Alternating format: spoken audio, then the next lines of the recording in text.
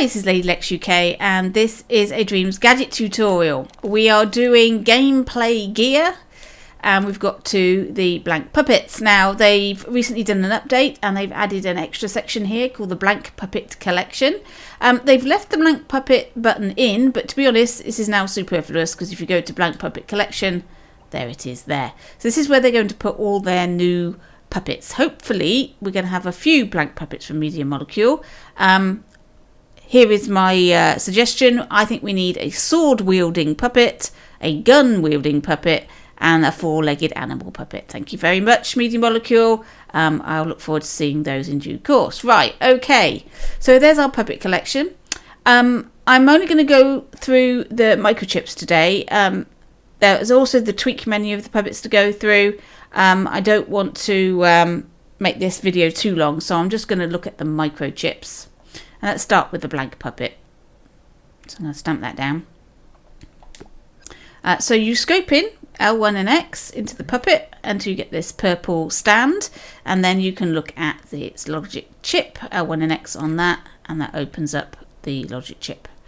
There's a few more microchips embedded inside this microchip. So each of these have got their own microchips attached to. So we'll start with sound effects, and it has a puppet interface on this page, and it's looking to see if the puppet has jumped, landed, or stepped on something, stepped with a footsteps. And it looks as if there are just 3 sound effects, one for each of those. But when you actually open it up with L1 and X, you'll discover it's not. It's a soundboard. And you have lots and lots of sound effects, lots of little samples. And down the side are different surface types. So metal, stone, wood, dirt, gravel, grass, and liquid. So depending on what your puppet is standing on, it's going to make a slightly different sound. So if I go into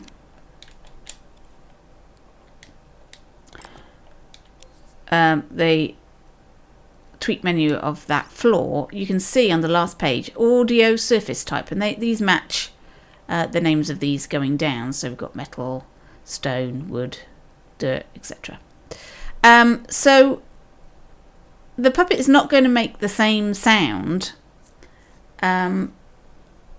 depending on what he's standing on, and there's also 4 samples. There's 3 for the last one, but there's 4 samples for most of them. And these are going to make different sounds randomly. It's going to pick a random sample where when you jump, for example, on here, it's going to be a slightly different sound. It's very, very subtle and you probably don't notice, but it adds to realism because otherwise, every time you jump, you're going to get the same sound. It doesn't sound as good. So if it's randomized for about 4 sounds, that gives a little bit more interest to the sound effects. And the good thing about this is you can alter it. You can put your own sound effects in here. So I'm going to unplug my microphone and plug it into my controller. So I'm going to lose all the sound effects on the game by doing this. And I'm going to make my own sound effect.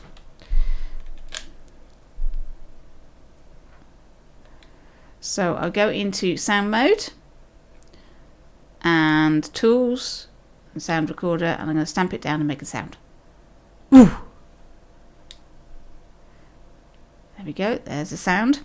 And I'm going to go into it with the L1 and X, and I'm going to go to slice mapper view, L1 and square.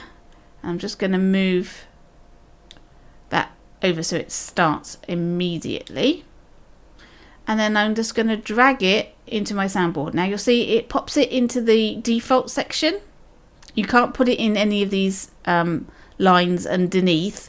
You can now. You can move them now. So you can move it, but its first position is it'll pop itself there. So I'm going to delete some of those. So the default is going to make this noise when he jumps. Right, so now that I've put it in, let me put my headset back in so that you can hear the game. Right, so now we should be able to hear the jump. So I'm going to come out of... Whoops, let's open that back up. I'm going to pin that to the screen so we can see it.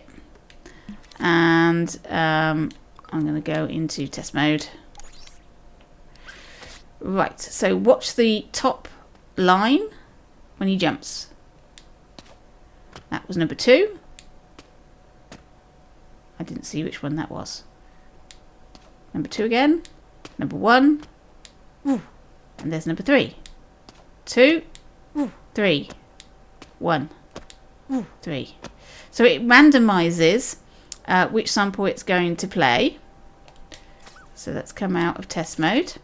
And if you wanted to make your own soundboard from scratch, all you need to do is grab and pull one out. And there you can see the sample that you pulled out is there, and the rest of it is blank. And then you've got a nice blank soundboard, and you can add your own ones from scratch. And if you wanted to make your own soundboard that's not to do with the surface type settings at all, you can make your own. So if we go into, we're in soundboard here, so if I go into search sound effects and I just pop that down, L1 and X, and in slice mapper view I can then get another one and add it, and I can get another one and add it, and that has created a randomized sound effect now. So this is randomized with 3 different sound effects. So you don't need to put a randomizer in your game to make random sound effects. You can just make one out of one sound effect, and then when you activate this, it's going to play one of those 3.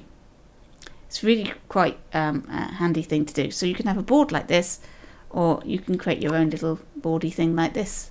There we go. I don't know how they put these in. But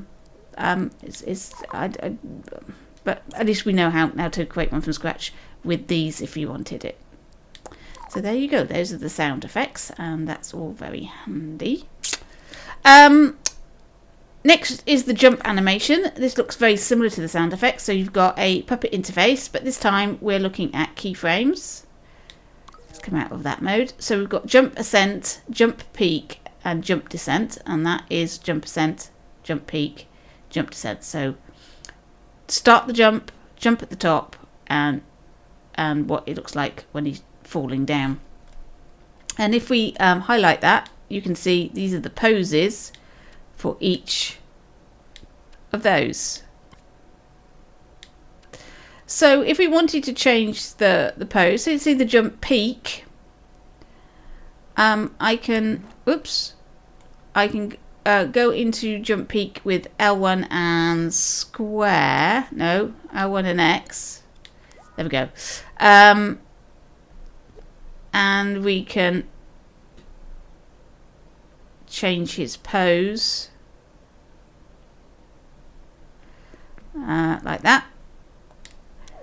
So now when he jumps, that's the pose he goes into when he jumps. So let's go into test mode. Ooh. So now he's doing that. Ooh. As opposed to the pose that he had before.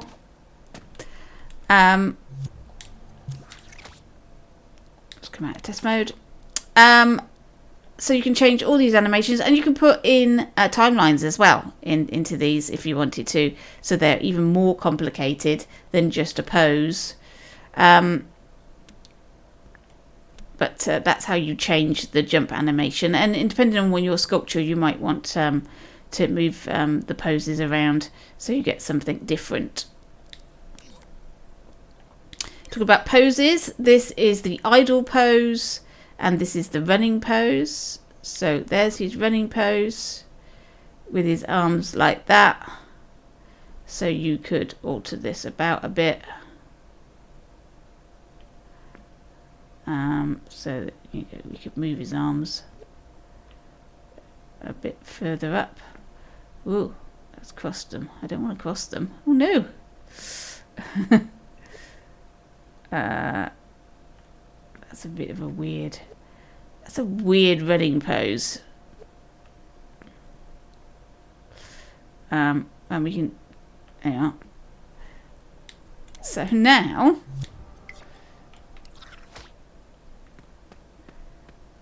There we go. He's got this weird running pose with his much more bent legs than normal, and his arms are up at the front there, sort of like a boxing pose. It's a bit weird. Anyway, there we go. You can change the poses of the idle animation, so what he looks like when he's standing still, and also the running pose from that particular button.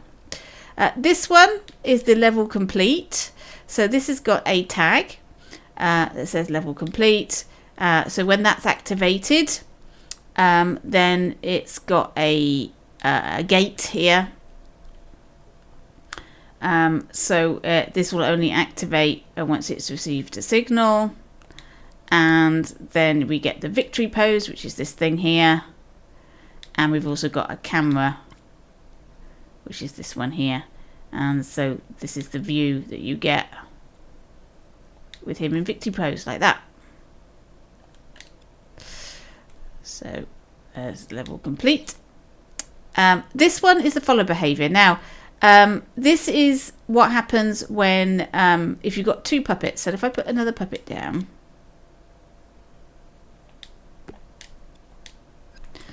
so if I possess this puppet, that other puppet will go into follow mode and follow me.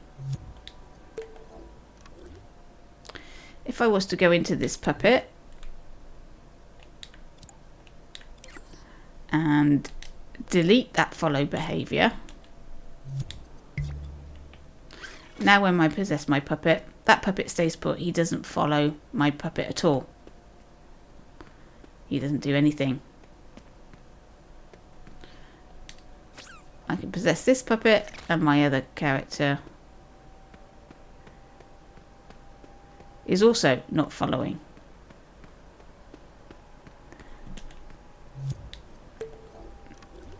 So because the follow information is inside the chips, so let's just delete and have a look at the follow.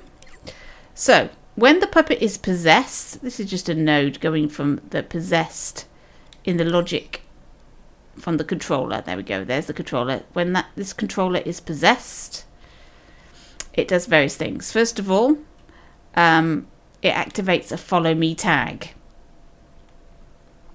So when we deleted it in that other puppet, this follow me tag was deleted as well. So even though this puppet has follow me behavior, it had no tag to follow. So that's something to be aware of. Then it's a look at me tag as well, so that they not just follow, but they also face the player. And there's a timer here. When the timer's finished, it turns on this not gate. This is a timer of 0.1 seconds. And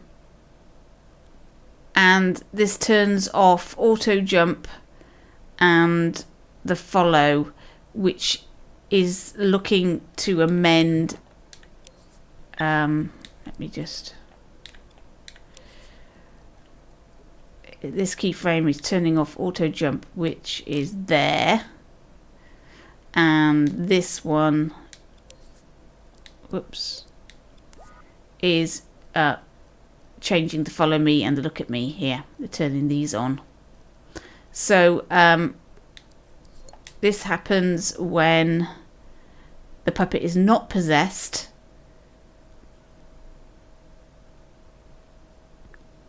I'm not quite sure why there's a 0.1 timer, but I'm presuming that there's a reason why you don't want this to happen immediately. So you've got a 1 frame gap before this kicks in. There's presumably a reason for that. So this is turning off auto jump, and this is turning on the follow options, and the follow options are actually in the Puppet tweak menu. So this is a little bit of a complicated thing, but basically it's utilizing both the tweak menu and the microchips to work, so that the behavior in this is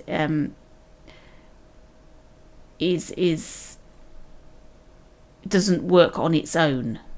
It needs these keyframes to change things in the Puppet interface. So if you're thinking you just delete these and then, or you could change some of this without touching the tweak menu, then it's not going to work for you. Anyway, that's what that does. And then we have the controller logic, and this we've already got open here. This is this here, and this is your interface with your controller. And it's got a few wires coming out of it. So we've already seen there's a wire coming from Possessed into that microchip there. This has also got a tag of Possessed Puppet that is activated if you're possessed, so that if you want things to happen only to the Possessed Puppet, that tag is available for you to use. Then you've got the left stick, which is mapped to the Puppet interface walking, and the motion sensor is linked to the lean, so that when you move your motion, the Puppet leans backwards and forwards. This is the is dead wire, so that goes straight into the respawn. That's the thing that respawns your player. That's the thing that says I'm dead, respawn me. This is the circle button, which depossesses your character. And this is the cross button, which is the jump. So the only options this Puppet has is to jump. And we've also got a health manager. So the health manager has set a default of 100 health to start with. And when there is no health, then the controller is set to die, and we know that when it dies they respawn. So if you want to change that dying and respawning, that's the wire to delete, and if you want to change your health, that's the thing to alter here. So that is the Puppet microchip for that Puppet. Let me put down the basic Puppet, see what the difference is. So you see the basic Puppet, we don't have all of these. So we've got the health manager and the controller sensor. So we've got that and that. We've got the Puppet interface, which is that. We've got a running pose. So instead of a running pose in here and an idle pose in here, we've just got a running pose.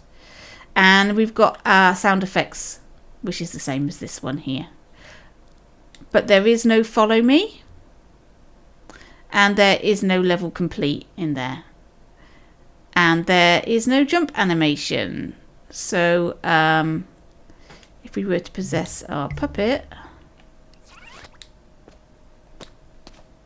he still jumps, but we don't have a set of jump animations to change in this Puppet. So this is why this Puppet is probably best, and you just delete stuff that you don't need rather than starting with this one. So there we go, that's the difference between that one. And now let's look at our new one.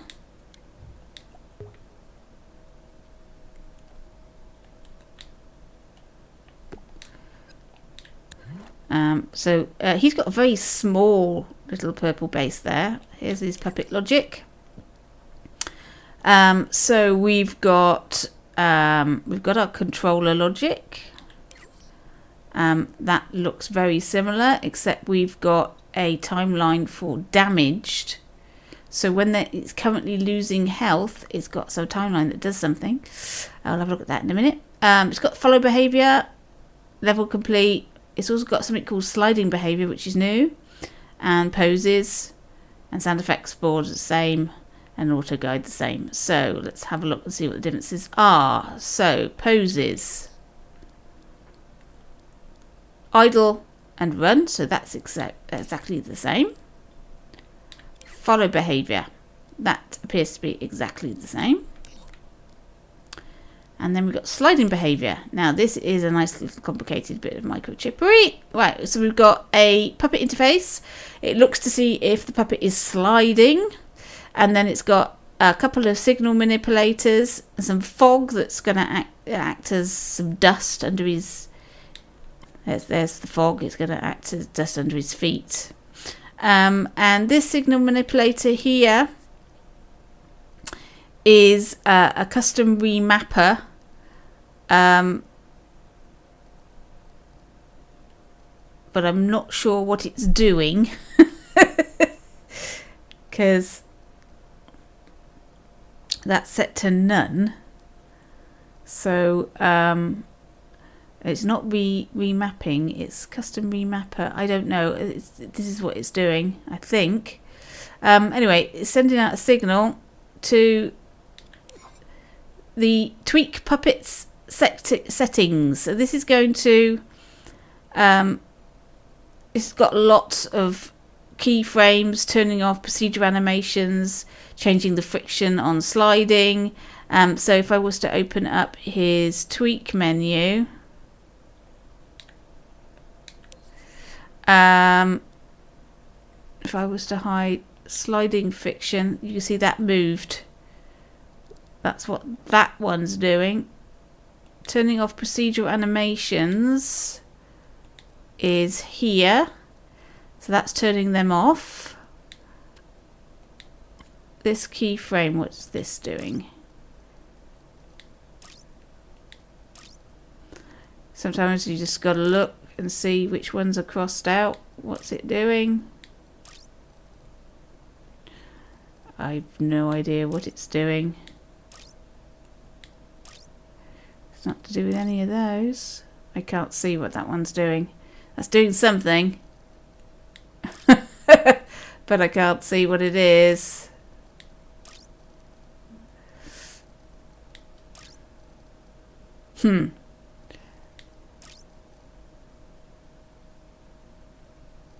Nope, I don't know what that one's doing. That's doing something else. Keyframe, but I don't know what it's doing. It didn't seem to change the puppet at all. Is it a movement thing? No, I don't know what that's doing. Then we've got a knot gate, and then we've got a rocket rotator, and procedural walk off. So it's a bit complicated. It's doing a lot of things to the tweak menu. Here's another one. This is the sliding animation. So this is the position. This is what he's going to look like. And then we've got another animation here that moves his head around while he's sliding down. So you can change all of this to so you can do something really interesting while he's sliding down. So he doesn't have to lift his arms up when he's sliding. You can have him grabbing his head or whatever you want him to do. You can always change any of these animations as you need and as you like. This is also changing the walkable slope angle in the tweak menu. So have a play about with it, see what it does. It's just an animation thing for when he's sliding down the slope. The controller logic, like we say, is pretty much the same apart from this damaged timeline. So this has got a rumbler in and a camera shaker, and changed the grade and effects. So this changes brightness and contrast and things. I don't quite know. Maybe it makes everything red. Looks as if it might do. So there we are. That's a damaged thing, and that's coming off of the health manager saying currently losing health. So that's creating some damaged, some redness, I think, is what that's doing. So it's you can do all sorts of things with the puppet logic. You can add all sorts of weird and wonderful things using keyframes and timelines and signal manipulators and all those sorts of things. How complicated you get things is entirely up to you and your level of experience, but it's always a good idea to experiment with these things. So there you go. Those are the microchips. Next time I'm going to be looking at the tweak menu. We'll just have a quick glance at it now. Whoops. So this is the one that I'm going to be doing next time. So we're going to go through some of these. I might have to divide this up into 2 parts as well, because there's an awful lot of sliders to talk through here. So yeah, well, I'm going to do that in 2 parts. So next week then we're going to be looking at the tweak menu of the puppets. In the meantime, I'll catch you in your dreams.